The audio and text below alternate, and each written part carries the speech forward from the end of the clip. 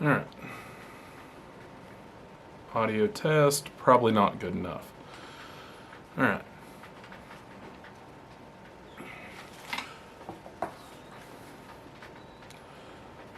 Hi everyone, welcome back.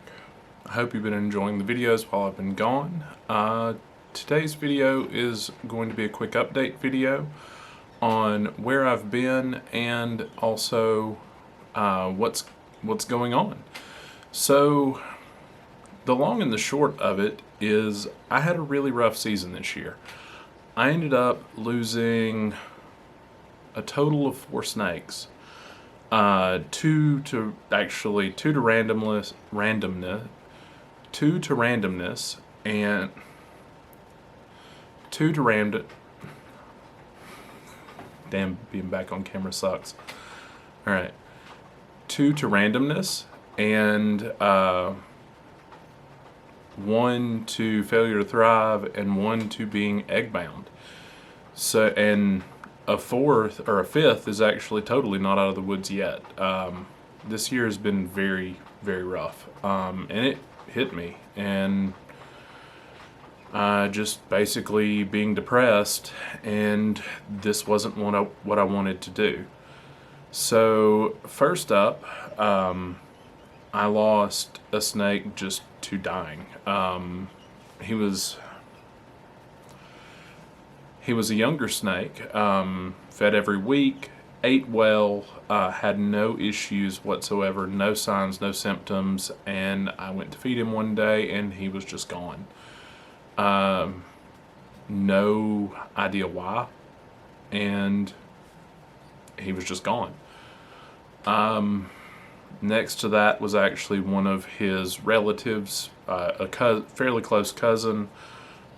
She began seizing. I made a video on her about dealing with loss, and she just randomly started having seizures and passed. And the only reason I knew that's what happened is because she started thrashing in her tub.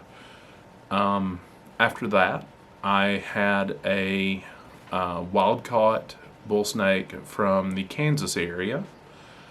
After brumation, she refused to eat, no matter what. I tried mice, I tried rats, I tried frozen, I tried live. She just refused to eat anything. And eventually, no matter how much I tried, she just passed away. So that leaves one final snake, and that would be one of my female bull snakes. For some odd reason, being right at 3 years old and also of sufficient weight, she ended up becoming egg bound.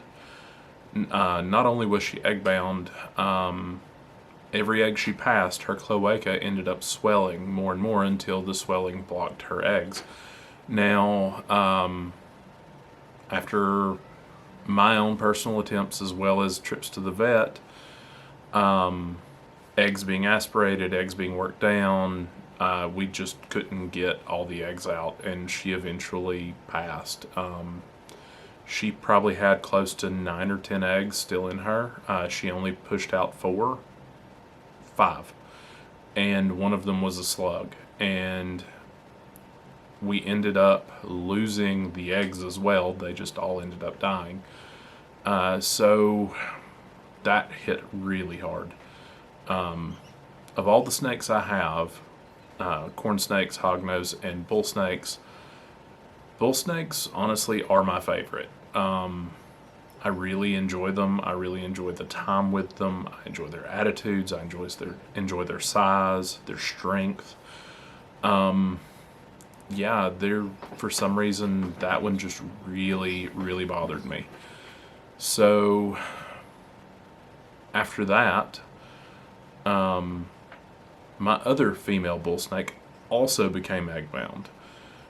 She ended up only having 3 eggs bound. Trips to the vet, whatnot, my own attempts, their attempts. We aspirated the eggs, and she moved them down to her cloaca.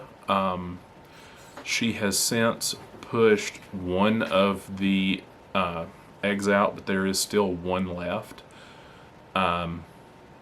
And until that's out, and I just don't know what fully to expect. She is eating. She has had her post-lay shed. She is doing as well as can be expected, considering she has a chunk of egg still in her, and you can feel it. So that is 5 snakes that are having a rough time, or I have passed, or or having a rough time. Now, that being said, my season has not been horrible. One of my corn snakes slugged out. She had 9 or 10 slugs.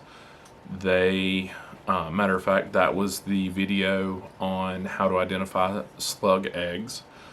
After that, my other corn snake clutch, it did fine. Matter of fact, there are 10 or 11 eggs from it, and it was her first year, and she did great.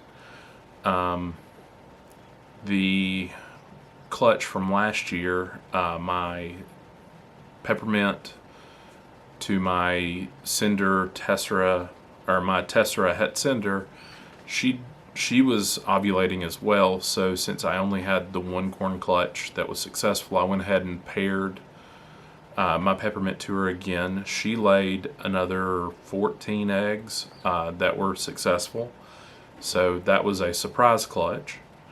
And then of the hognose, I've only ended up with one clutch from my conda pairings. So, and of those, we lost 5 of the 10. And it actually looks like I've lost one more. So I ended up with 4 good eggs so far. Of the second bull snake clutch, I had 5 good eggs. One of them was a boob egg, and it has died. So I have 4 bull snake eggs as well, and then 2 corn snake clutches. One of them being the peppermint to the tessera het cinder, and the other being an extreme reverse Okatee tessera to an extreme reverse Okatee. So, not a wholly unsuccessful season, but it was a very rough season, and it really got to me. So to deal with this, I still had to take care of the animals. I still had to be a dad. I still have housework, and it's spring, so the workload increased, and something had to go. So at least for a little while, till I got my head on straight and got some things around the house settled down, YouTube had to take a back seat. I always have intended to come back. I have next year to plan for. We have eggs coming, or we have babies coming. So, that is also going to be videos upcoming. Also, the experiment with using Orbeez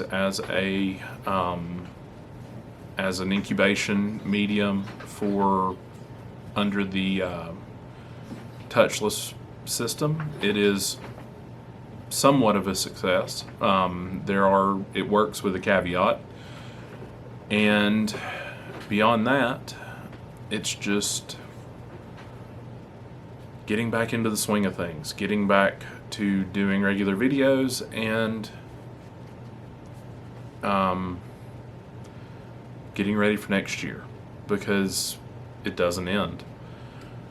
So we'll do some rodent updates soon. We'll also start do some egg updates, as well as show off some snakes, see how they're doing, and start planning for next year. Alright everyone, thanks for sticking with me and watching the videos. I really appreciate the support. My subscriber base has increased even without me posting videos. I'm almost to 300 subscribers, which is awesome. Thank you all again. Have a great day.